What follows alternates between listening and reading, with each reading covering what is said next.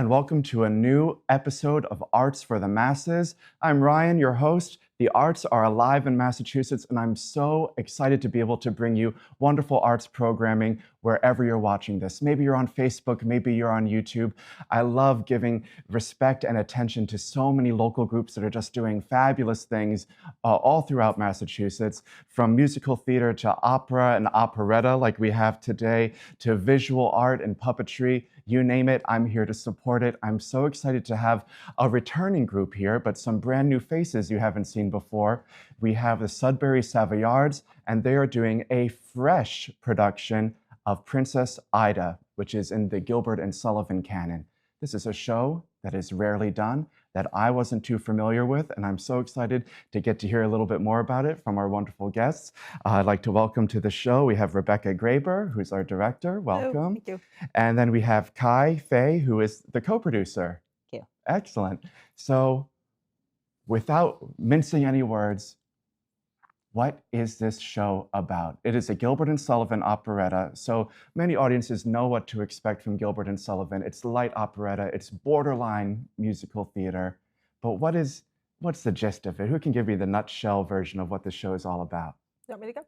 Sure. So, Princess Ida is about a princess, surprisingly, who is married when she's an infant to a prince from a different country, realm. They're not overly specific. But instead of going to live with her husband once she's of age, she decides to go found a women's college instead, where she and her students forsake men completely. And so the prince, her husband, decides he's going to go get her, and he does this by infiltrating the school with his two best friends dressed as students. And just as female students? Just as female students, and hijinks ensue. I can only imagine. That's sort of like the basis of all farce right there, of men dressed as women and mistaken identities. Gilbert and Sullivan is known for that sort of hijinks, am I right? Very much. Excellent. And as producer, was there any convincing to get on board with doing a show that isn't so well known? We think of the typical Gilbert and Sullivan canon, and I think Mikado, I think Pirates, I think Pinafore is the other one that comes up a lot. Trial by Jury, I've never even heard. I got you there. I do. I'm very fond of Trial by Jury. It's a short one, though. It's very short. Yeah. But Princess Ida, so what's it like producing or co-producing something that's a little bit more obscure? I was really excited I am still fairly new to musical theater and did not originally plan to produce, but then in what I feel like is a common story for community theater, there was a lack of people excited to produce. And so I figured that as a project manager, producing was kind of project management. And I feel like for me, this show was one that made me more excited to produce because it deals so much with questions related to higher education and gender and identity. And yes, it's an old show, but reading through the script, so much of it seemed like it really could apply now. It wasn't a script that you read and say, wow, this aged really poorly. Interesting. So I was excited to take this show that was written many, many, many years ago and have this opportunity to figure out, the director has the vision, the music director has their vision, everyone on the production team has their vision, but how can we bring this all together so that the audiences are walking out of this saying, this speaks to a current thing, and don't walk out going, interesting, but how does this really relate? Or worse, walk out saying, you know, I feel really offended by something in this show. You know, that seems really counter. So that was really what got me into producing this. Yeah, we often talk about some of the classics and how they haven't aged well, and that are they worth revisiting, or should they be changed, or do they live in the vacuum because it is a reflection of the time? And here you're saying that it does reflect the time, but it does have relevance today. But in the description that's posted for the show, you do say that it has a bit of a modern spin to it, that you are embracing some more contemporary themes throughout. Can you tell me a little bit more directorially where you're going here? Sure. So the whole conception of the show for me started with the idea of what did it mean to disguise yourself as a woman? And you know, and to that, like, you can springboard from that, if you really want to get into it, to like, what is a woman or what does a woman look like? And that's a question that Lord knows everyone is still trying to answer, for better or for worse. And so I wanted to play with, okay, well, one of the things that we use to signify gender is our clothing. We all, whether sort of we are aware of it or not, say something about ourselves and our genders when we get dressed every morning. And so going from there, like, what's the most sort of stereotypical item of gendered clothing? The one I could think of was a skirt. And since Gilbert and Sullivan were masters of sort of the reductio ad absurdum of just taking one thing to its like illogical extreme and showing what the world would look like, I decided to take a page from their book, and I said, okay, so what if gender is a skirt or not? If you're a skirt, you're a woman. If you're not, you're a man. How does that change, or more to the point, how does that not change? So you've really simplified it in the way that it's portrayed on stage. Yeah. Right? So, because that's something I was curious about too. Oftentimes when a man plays a woman, maybe take Mrs. Doubtfire, for example, it's for a great comedic effect. Right. And is there still comedy in the men portraying women, or is it not so in your face because they're not donning wigs and corsets?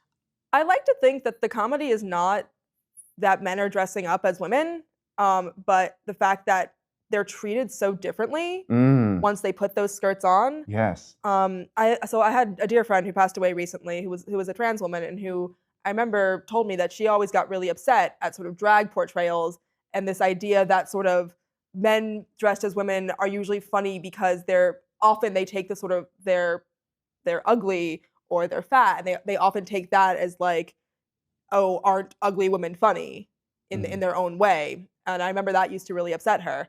And I was thinking, and the more I thought about it, like that shouldn't be the idea of someone dressing differently shouldn't be funny, or looking in a way we don't expect them to, but it is sort of funny that we will treat them so differently because of how someone dresses.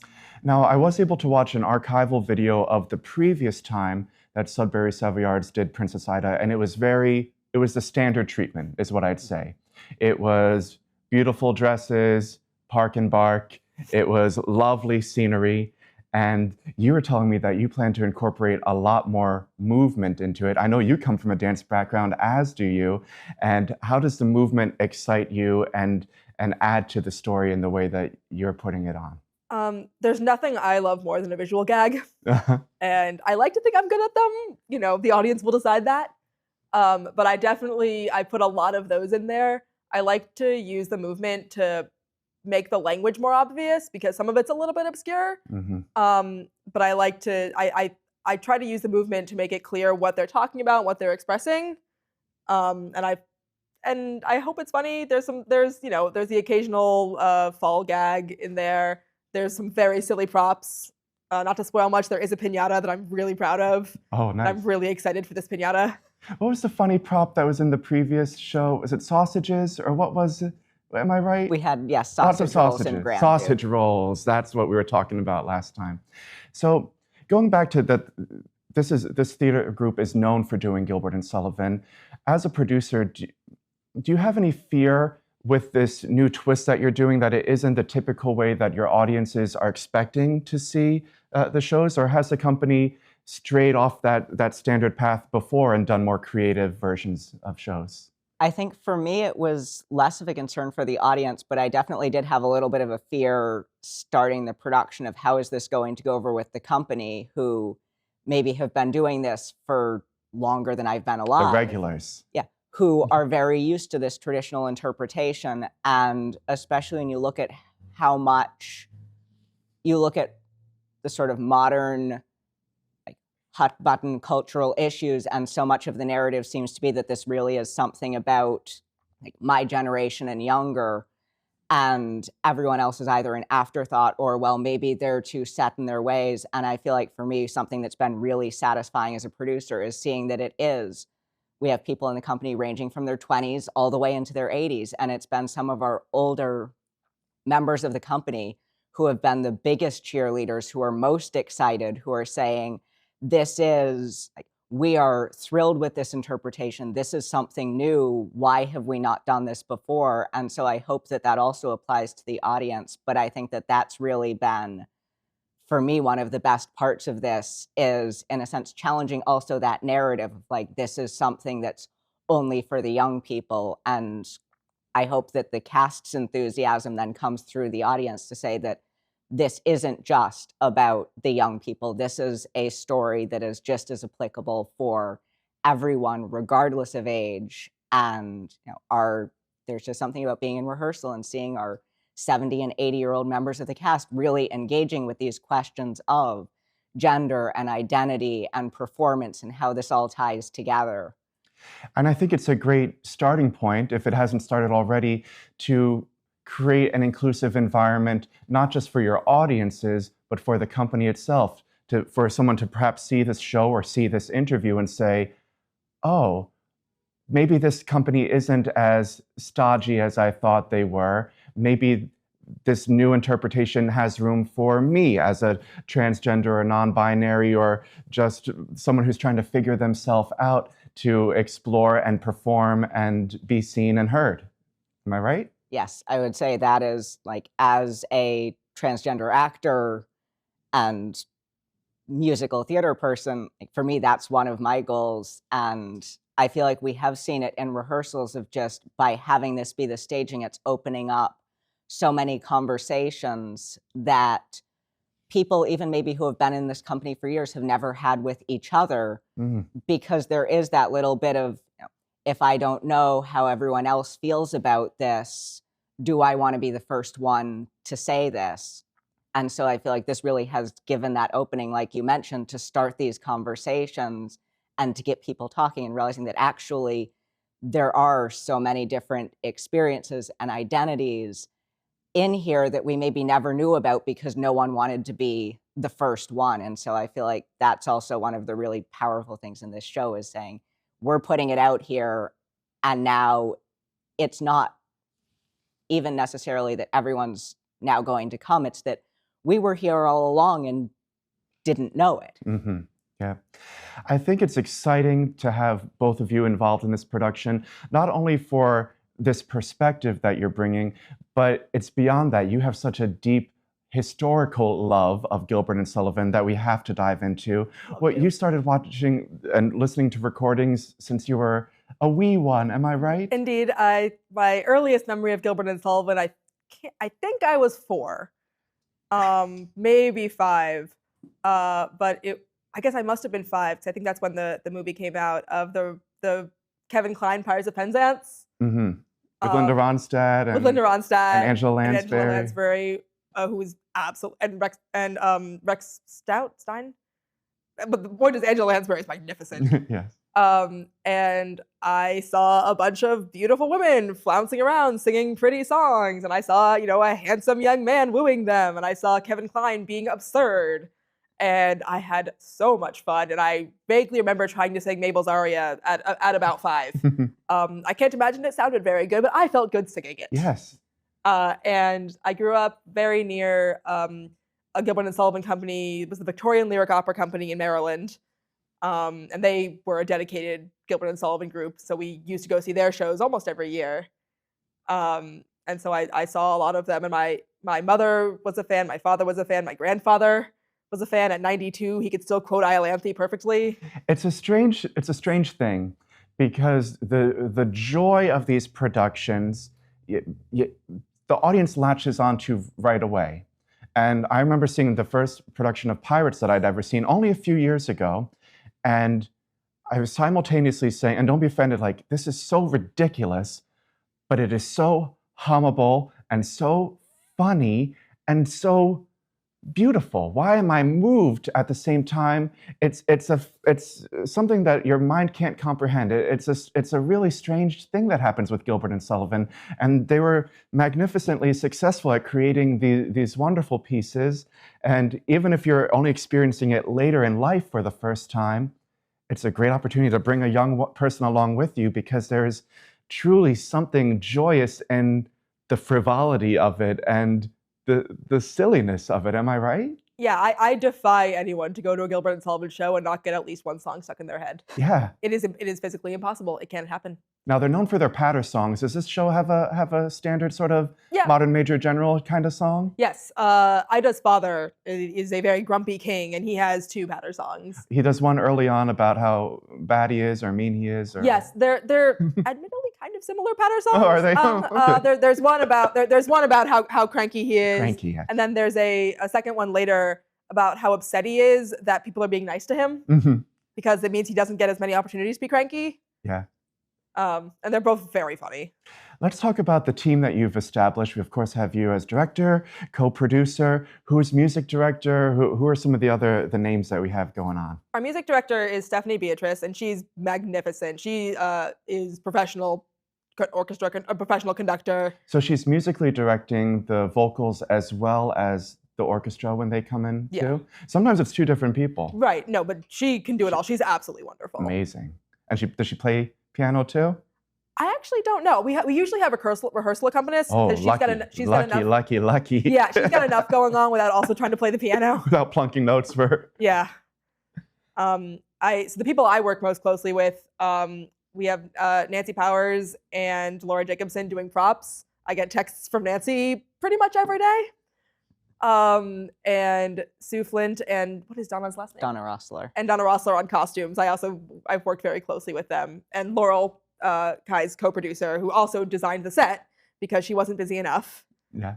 So those are the people I've worked most closely with. There's many more. I don't want to short anyone. Anyone we left out? I'm sure there is always someone. Don't be offended. We can't think of everyone right now. There'll be wonderful playbill notes for everyone to get their credit.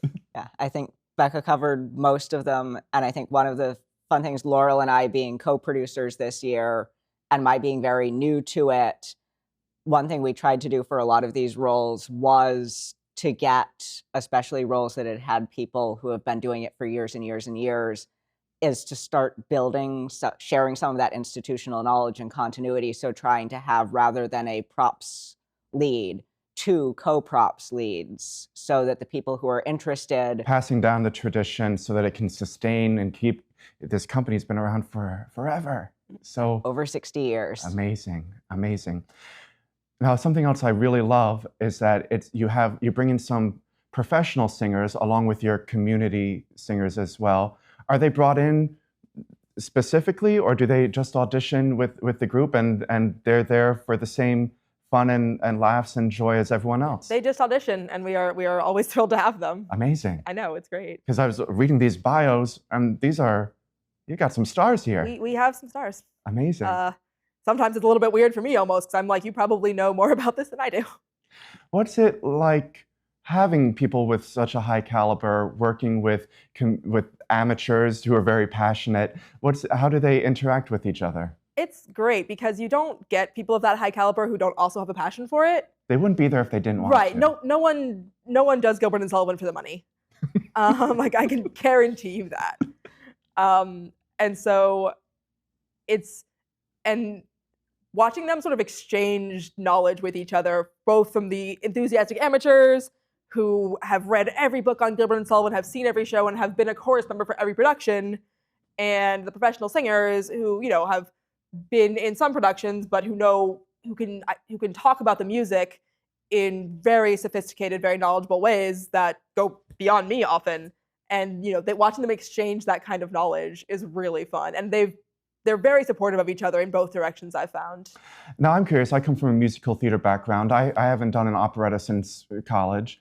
And I'm curious if the rehearsal process is any different than a standard musical. If someone's watching this and maybe they want to come out for the next production, are people in the opera world, I know people are expected to come in off book and memorize. Is it like that with your group? No, we have an off-book date, but it's after we've actually done most of the staging. I think the main difference I've found with operetta versus musical theater is that when I did musical theater stuff, I've never directed a non-operetta musical theater, but when I was in them a lot, we'd have sort of separate choreography days where we would learn the dance numbers, and we usually wouldn't even sing them. We would learn them along with the CD or accompaniment, and we wouldn't put the singing on them until after. There's none of that. Everything we do with the singing. That's Convenient too. Full. It has its conveniences and its inconveniences. Well, the parts when everyone drops out and you're like, oh, I guess we need to review that section of music yes, too. we do get that a lot. It shows where the flaws are and what parts need to be built up with, as opposed to if you just keep doing it with the cast recording, it's not till later on in the process that you figure that out. That is very true. Yeah, and you've always had a lovely large orchestra to accompany you as well. How many pieces do we have playing in Princess Ida? I'm actually not sure. Do you know? I think it's 20-something. 20 and change. What a joy. Yeah. What a joy for these local performers to get to sing with a big, magnificent full sound like that. I feel like it's also fun because we do perform every year with the orchestra, so we have, similar to some of the cast members who have been there forever, some of the orchestra members who have also been there forever. And so when we get to Sitzprobe and the cast and the orchestra are together for the first time, it's sort of this chance for people to reconnect, meet new faces. Mm-hmm. And again, that sort of passing on of knowledge for some of these people who have been playing in the orchestra forever as well. Amazing. This production sounds incredible. Thank you so much for taking some time to stop by the studio today. I really appreciate it. So once again, Princess Ida is playing at Lincoln Sudbury Regional High School. Performances begin Saturday, February 24th. There's a 1:30 and a 7:30 p.m. show that Saturday. Then there's a Sunday the 25th at 1:30 p.m., a nice Sunday matinee. Bring the whole family. Following weekend, we have Friday, March 1st at 7:30, Saturday the 2nd, once again a two-show day at 1:30 and 7:30. You can also stick around at a matinee for a tour. You can get a nice tour of the set and everything. Wonderful experience to support local performers, local arts in your neighborhood. I encourage you to check it out. And if you're a local arts organization that wants to sit in the hot seat over here and be featured on Arts for the Masses, please reach out. I'd love to have you on the show. I'm Ryan, and thanks for watching.